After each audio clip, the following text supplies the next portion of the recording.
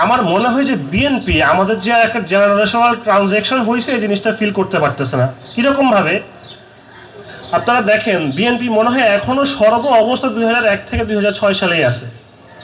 দুঃখের সহিত জানাচ্ছি, গণপ্রজাতন্ত্রী বাংলাদেশ সরকারের শিক্ষামন্ত্রী এহসানুল হক মিলন গতকালকে খুব নিন্দনীয় একটি মন্তব্য করেছেন বেসরকারি বিশ্ববিদ্যালয়ের শিক্ষার্থীদের সম্পর্কে।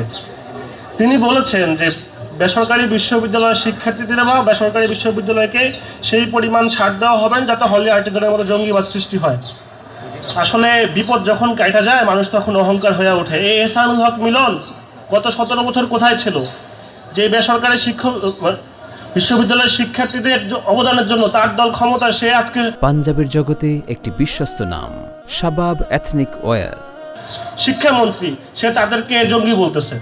মানুষ কতটা অকৃতজ্ঞ! আমরা তার এই বক্তব্যের তীব্র নিন্দা, প্রতিবাদ এবং ঘৃণা জানাই এবং আশা করব যে তিনি দেশ এবং জাতির কাছে নিঃশর্তভাবে ক্ষমা প্রার্থনা করবেন তার এই নোংরা মন্তব্যের জন্য।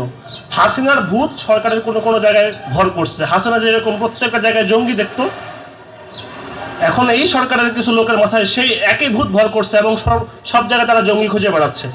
তো আমার অনুরোধ থাকবে যে যারা প্রকৃতভাবে চরমপন্থী, যারা এক্সট্রিমিজম বিশ্বাস করে, তাদের ক্ষেত্রে আপনারা আইনানুগ ব্যবস্থা না, আমরা আপনাদেরকে সর্বোচ্চ সহযোগিতা করব। গণ অভ্যুত্থানের পরবর্তী সময়ে প্রায় 2-1.5 বছর সংস্কার কমিশনগুলো হয়েছে, দেশের মানুষের ট্যাক্সের কোটি কোটি টাকা খরচ হয়েছে সংস্কারের জন্য, এতগুলো সময় নষ্ট হয়েছে।